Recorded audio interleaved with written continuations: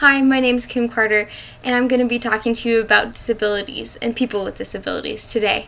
I know there's a lot of different views on it. You may just think it's someone with either a broken leg or someone who's not quite right mentally, but there's a lot more detail to it, and that's what I want to address today. I want to address the details of what the definition of disabilities is and what the differences are and the misconceptions about people with disabilities' ability to be a part of our community.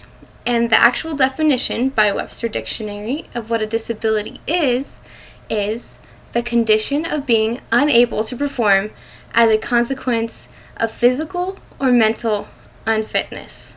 And it sounds really broad, but that's because there's a whole bunch of different types of disabilities, and that's where I want to start. I would love to explain to you what mental disabilities are. There's two different main types. There's severe and mild. Starting with severe, the severe are mostly caused by genetics. There's chromosomal, single gene, or multifactorial. Chromosomal is when there's a change in the structure or in the number of chromosomes, which occurs during the division process when they're being created. An example of a chromosomal mental disability is Down syndrome. This is when there's an extra number of the 21st chromosome produced. And then there's single gene, which is when genes are not functioning as they're supposed to. They're not doing exactly what they're created to do. And then multifactorial is when gene problems and then environmental problems come together and cause a severe mental disability. Moving on to the mild mental disabilities, these are created mostly due to the environmental factors, which is nutrition, what you eat is important, healthcare access, pollutant exposure can be a huge change in your economic position or just your general health. But it's mainly due to environmental factors. An example of this could be a homeless person who does not exactly function well in a group society. They talk to themselves and they're not exactly right in their minds, and that could be due to a lack of food, a lack of health care, and their lack of interaction with people. All those can combine to create their mental instability. Next, we'll move on to physical disabilities, which are separated into visible and not visible physical. So, the first is visible, which can be caused by an injury, like a broken leg, or the second, which can be caused by disease, which it could be like multiple sclerosis, which has a lack of coordination and balance. So it's something physical, but it's caused by a disease. And the next is non-visible, but it's still physical. And that is when something like epilepsy, which is a disease on the inside, causes physical things to happen like seizures and loss of body control. And other examples would be respiratory and pulmonary problems, which cause physical disabilities. Next, I want to talk just a little bit about the history and the treatment of people with disabilities. And I want to start in the Bible times in Acts 3, verse 2.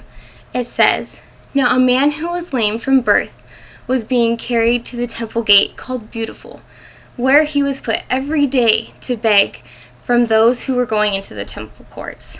This doesn't sound like a very nice lifestyle. In fact, it wasn't.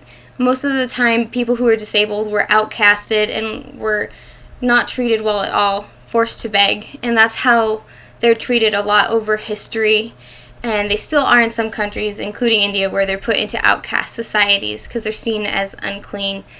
And thankfully, in the United States, we have come a little bit farther than that. Over the years, things have changed a lot, and that really started happening in the 40s and 50s when parents of children who had disabilities started petitioning and demanding education rights, as well as when Franklin Delano Roosevelt was our president and he had a physical disability. Those were some of the first steps. Then in the 70s and 80s, there were petitions formed for ramps to be built and curbs to be lowered, and that also helped. But in 1990, the most important thing happened when the Americans with Disabilities Act was passed. When this happened, it gave the disabled the rights that they had been deprived of. It helped them not be discriminated against when interviewing for jobs. It gave them a voice for themselves and just the right to be publicly acknowledged, basically. So it was a huge step. And approximately today we have 35.9 million people in the United States with a disability, and that's a lot, and that's according to the United States Census Bureau of 2008. Even though we have a lot of people here who have disabilities, and we've come a long way, there's still people who believe that people who are disabled don't have a good part in our society, or they're unable to feel what other people, normal people, quote, feel. And that brings me to my last point, is that people with disabilities are just as important as anyone else.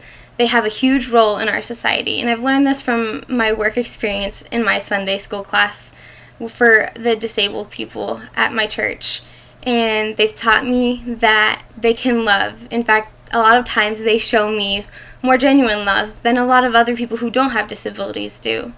And the most important thing is that they are critical to the body of Christ. And in 1 Corinthians 12, verses 22 to 23, it says, "On the contrary, those parts of the body that seem to be weaker are indispensable, and the parts that we think are less honorable we treat with special honor." And so it's really just a great example of how they're such an important part of our body and our community. So thank you very much.